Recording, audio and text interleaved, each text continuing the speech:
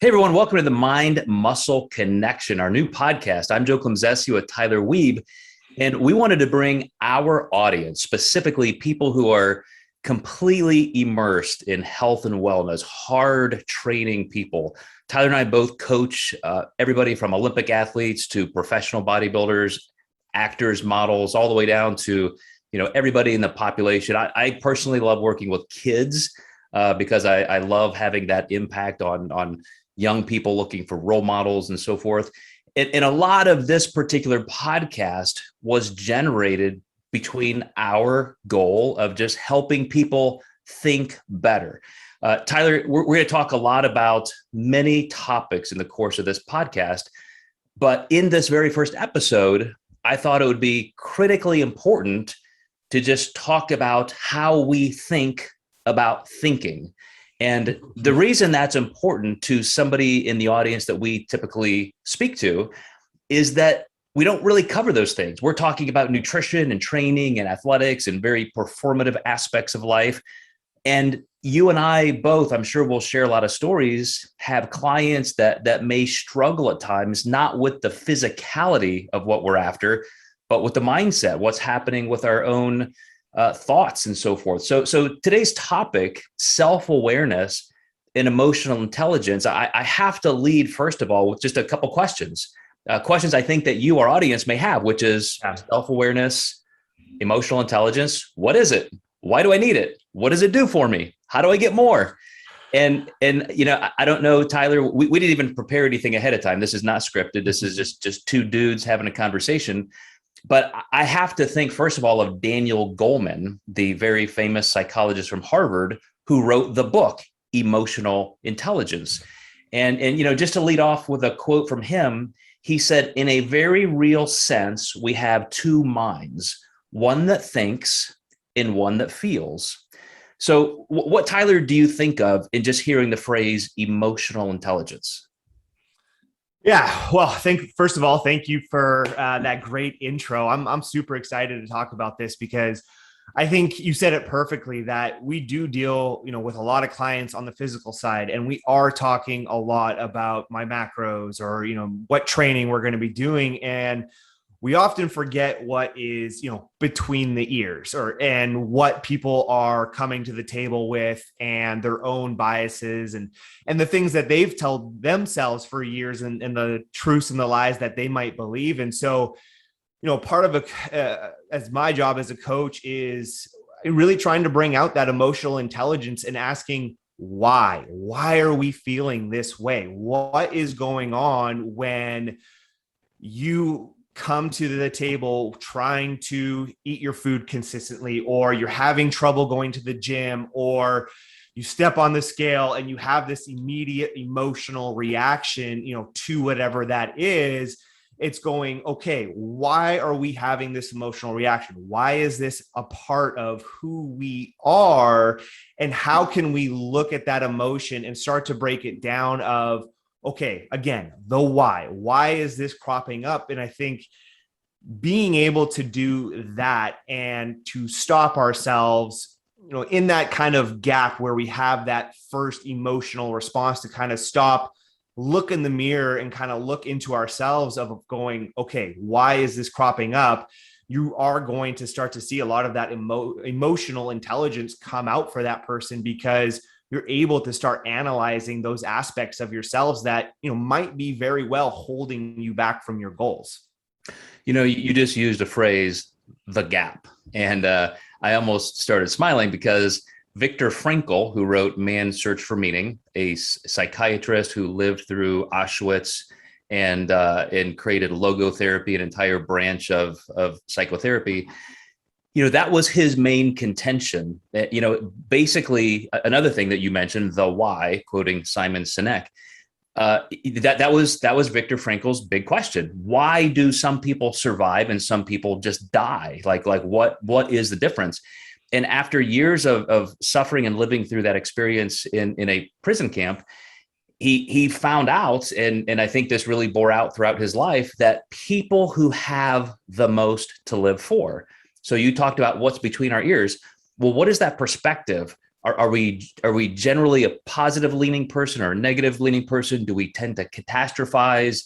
Are we constantly reacting impulsively and everything is a threat? Viktor Frankl said there is a gap. When we have that afferent information, that stimuli coming into our brain, there is a brief microsecond for us to think and maybe pause and maybe reconsider a reaction, or we just impulsively react. And his contention was for us to practice knowing when to kind of pull that domino out of that gap and stop that chain reaction. That is everything. And so coming back to emotional intelligence, self-awareness, I think that's probably one of the best directions to go is when we think of an impulsive reaction to an emotion. Does it drive us? Does it rule us? Does it lead to deeper, worse emotions and therefore worse reactions, behaviors? Or can we stop? Can we pause? Can we almost take ourselves out and be an objective third person narrator of our own mind, of our own thoughts? And so, those are two components I definitely wanted to merge together. So it's great that you instantly kind of brought up that quote from Frankl. But I have to say, bringing it back to our typical audience member who may be listening, when we have aggressive goals, we really want this thing to happen. We have this particular maybe time sensitive goal. Maybe it's a very important health goal, could be very aesthetic, could be career oriented. Why can't I do the things that I think I should be doing? Why am I stuck? Why am I acting in ways that are completely misaligned with my goals? So I wonder, in terms of some of the things that you must discuss with clients repetitively when somebody's stuck in that cycle, do you ever go here? Do you talk about these things in terms of a mental approach?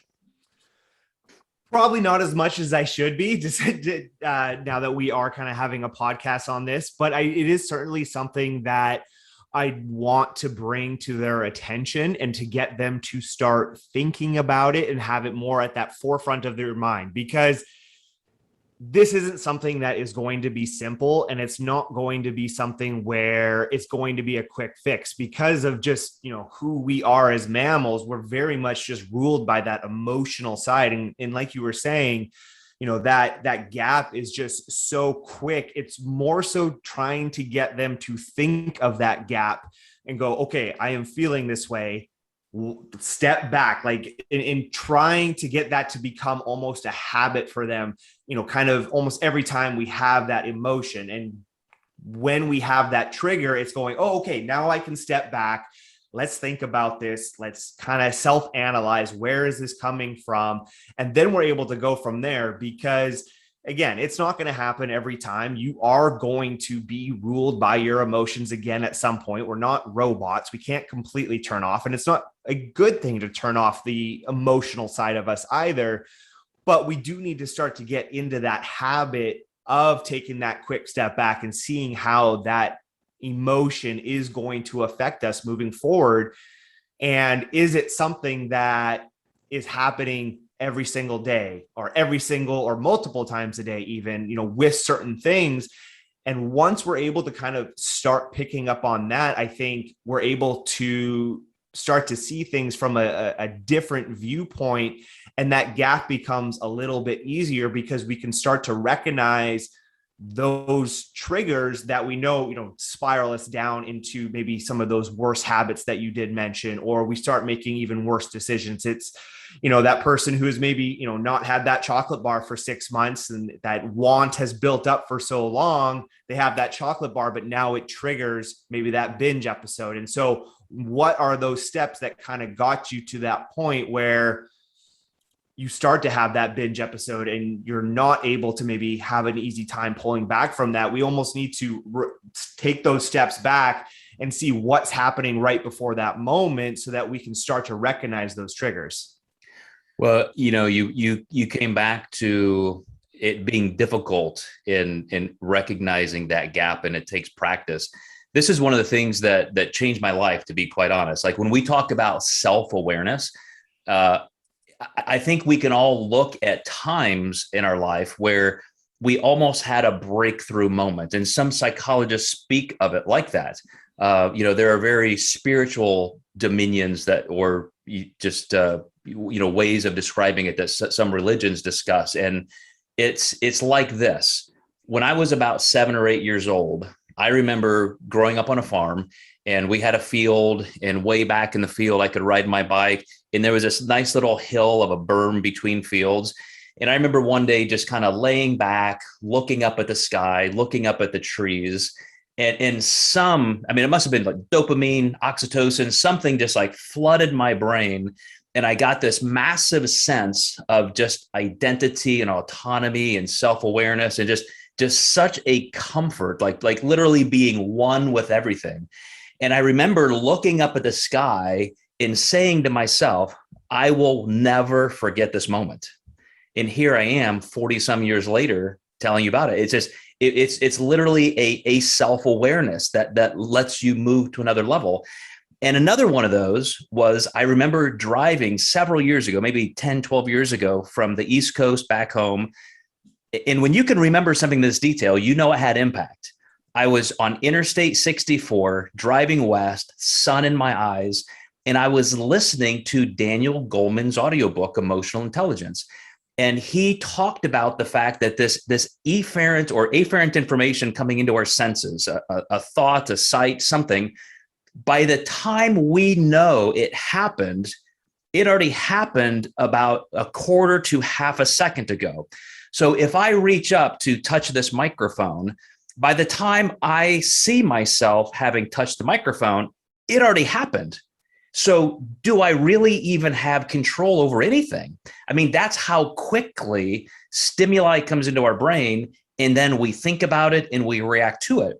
So if we're going to practice self-determined self-awareness, we do have to, as I said, consider the fact that those are almost infinite amounts of synaptic connections firing in neurons in our brain in a sequence. And so stimuli comes into our brain, it goes through parts of our brain, certain neural pathways are already wired together to create certain emotions and reactions to those emotions, and then we react. So if we're going to do something different that was already determined and wired by previous behaviors, it does take practice and it does take repetition. And just like reps in a gym, you get better and better and better at better and better. And then you can end up almost taking out a domino closer to the stimuli. And so all of a sudden you notice, after months and months and months of practicing, that thing just doesn't even bother me anymore. Like, why did I used to get worked up about that? Or why did I used to binge under this circumstance of emotional eating? Or why was I always thinking these catastrophic thoughts? I don't anymore. Well, you're never going to get to those good new outcomes unless you practice thinking about your thoughts. Yeah, it is a bit of an odd, I don't want to say a conundrum is the right word, but a bit of an odd dichotomy. Yeah, you have to think about thinking. And so I think one way, I've been able to do it, and for me, it's actually been, that building of self-awareness and emotional intelligence has certainly come over time. I don't think I can quite remember, very specific moments like you were, when you said you were 7, 8, like I was 7 and 8, I was worried about playing kick the can or, things like that. I wasn't, thinking about that self-awareness.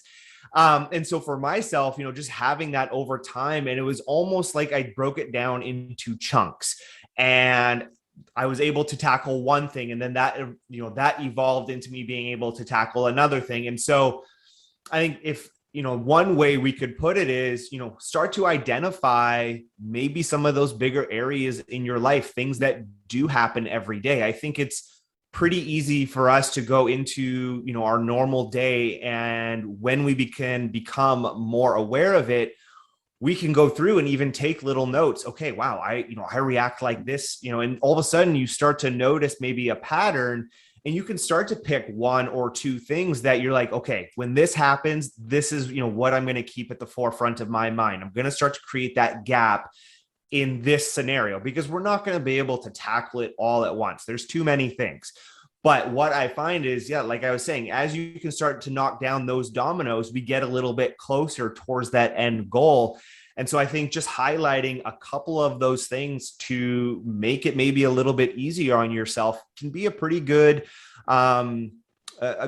starting point, because you're only going to be able to handle so much bandwidth because of so much stimuli that we receive nowadays. It's impossible to keep an eye on it all, and you are going to exhaust yourself, and you are going to want to give up, right? We're just naturally going to not want to do the hard stuff. And so being able to focus maybe on those few things where you can start taking those baby steps, that's going to build up over time. Again, like you said, all of a sudden, month 1 to month 6, you notice that muscle that you've gained. It's going to be the exact same thing. Changing habits is, like I say, with changing or building muscle, it's like watching paint dry. You don't realize it's happening until it's happened. You still have to be conscious of it. You still have to put in the work and take those steps, but you're still going to fall down. You're still going to mess up. You're still going to let those emotions take a hold of you. But over time, you're going to be able to start to handle more and more of that emotion or those hard times. For myself, for example, we just kind of went through a very stressful time in our lives, here at the house, over these last few months. And I was reflecting on it, and I realized that a year ago, this would have probably broken me. I would have, spiraled down into a depressive episode, and it would have been very, very tough. Was it still hard? Hell yeah, it was still hard. But I was able to recognize that, hey, I handled this way better than I would have a year ago. And so it can be hard to see those steps being taken until maybe a grand episode comes around and you go, oh, wow, okay, like I actually handled that very well. And so you get that confidence from taking those baby steps, doing the work, despite how many times we might fall down in between. It is so perfectly explained, Tyler. And it makes me think of the phrase self-efficacy, which is, what can I control? What can I control in my own life? And do I want to control it? And how do I do that? And you're familiar with Nietzsche, and one of his preeminent concepts was the herd versus the Übermensch, which is, you can be just that reactionary person who goes along with the herd and does what everybody does, or you can be this enlightened, almost Superman, somebody who is responsible for his own or her own actions and thoughts and behaviors, one who takes responsibility, takes actions, and really becomes that self-determined force. And I have to bring up this in closing, and I appreciate your input, Tyler. This was just a great first episode, but Peter Wessel Zapfa was, I think, Danish. I'm not sure, but a psychiatrist and philosopher around 100 years ago. He wrote one of my favorite pieces of literature called "The Last Messiah." And it opens like this. I'm going to read it. He saw that he was naked under the cosmos, homeless in his own body. All things dissolved before his testing thought. Wonder above wonder, horror above horror unfolded in his mind. And then it's a 7-page essay. And if you could just let those words sink in, you can just see that this describes kind of almost this Adam figure, the first man ever created. And you're looking up and you realize, I'm alone. I'm responsible. I'm going to live or die. I'm going to become better, or I'm going to go insane based on how I react in my own experience. And that's emotional intelligence, just the understanding that we have that control. And if we're going to live the life we want, it has to be with that terminology, that set of principles where we learn to think about our own thoughts. We learn to recreate neural pathways in our brain that allow for better thoughts, which lead to better actions. And pretty soon you realize that, back to what you said as paint drying, it's tough to gain that kind of emotional intelligence and emotional maturity, but my gosh, is it worth it? Yeah, I can tell you from the last 4 years of therapy, it is not fun at all, but it is all worth it in the end, because once you do realize and fully understand that control that you have, the world is your oyster all of a sudden. Like, you do understand, it's like, wow, I have control over my thoughts. I have control over how I can react to X situation. And you start to learn how much power you do have maybe over those instances where you are binging, or, what have you, whatever habit you're trying to change. Once you can start to have that confidence, I do find that just the snowball starts to grow, and it is a hard thing to stop, because once you are made aware of it, it's very, very hard to ignore. Awesome. Well, thanks again, Tyler. And for those of you who have joined us for the first time in the Mind Muscle Connection, we will see you next time. We're going to continue to explore some of these concepts inside of personal growth that we think can help you in every area of your life. So thanks, and we will see you next time.